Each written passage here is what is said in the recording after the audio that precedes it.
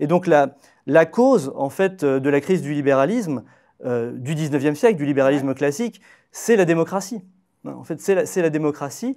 Et donc, l'antidote, c'est l'échafaudage d'une doctrine politique et une construction institutionnelle qui permettent de faire barrage à cette démocratie. Voilà, donc c'est à la fois un rejet de la démocratie, et il y a une forme de mépris de classe aussi assez évident. Il parle, voilà, Röpke, par exemple, hein, qui est un théoricien du courant de l'ordolibéralisme, parle des travailleurs, des ouvriers comme des envahisseurs barbares, etc., etc. Ils sont plusieurs à utiliser ce genre de formulation.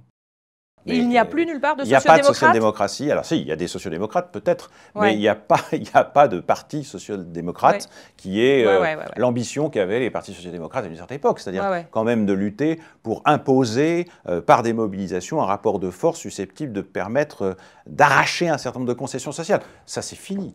C'est fini. Donc il faut les appeler des néolibéraux progressistes. Oui, c'est exactement. C'est la raison pour laquelle je refuse, moi, de parler de partis sociodémocrates. Ils sont d'origine, si on veut, ou d'ascendance social-démocrate, mais ça n'a plus rien à voir. Et il faut toujours se rappeler que c'est le rapport à l'État qui est fondamental. Mitterrand, c'est quand même, en 1954, la seule négociation en Algérie, c'est la guerre.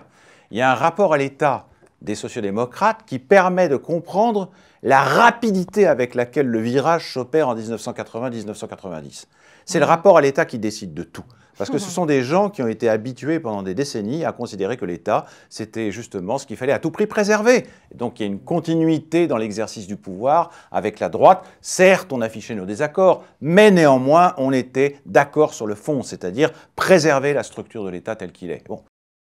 La seule possibilité, c'est de s'appuyer sur le développement d'institutions populaires créées à la base, qui justement vont faire en sorte que le rapport de force soit créé de façon à favoriser le désarmement des milices d'extrême droite, des fascistes et de ceux de l'armée qui, justement, rêvent éventuellement d'un coup d'État, comme ça peut, assez vraisemblablement et probablement se produire. Et il y aura des projets de ce genre.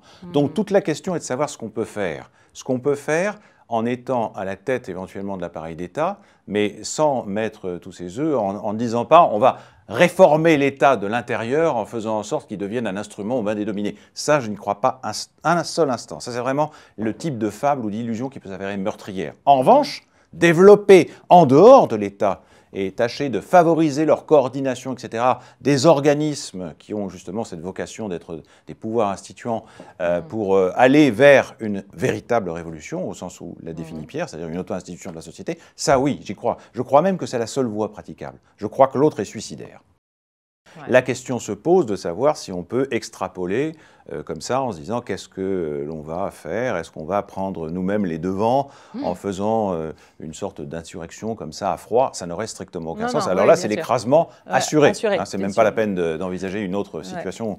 Donc je pense que c'est ça qui est en jeu. Il faut à chaque fois, il faut proportionner le recours à la violence physique à des causes politiques directes, c'est-à-dire à des défenses d'un certain nombre d'acquis ou de conquêtes, et on estime que ça vaut la peine, en effet, de se battre, y compris physiquement, pour les défendre. Ça me paraît tout à fait judicieux. Nous ne sommes absolument pas pacifistes.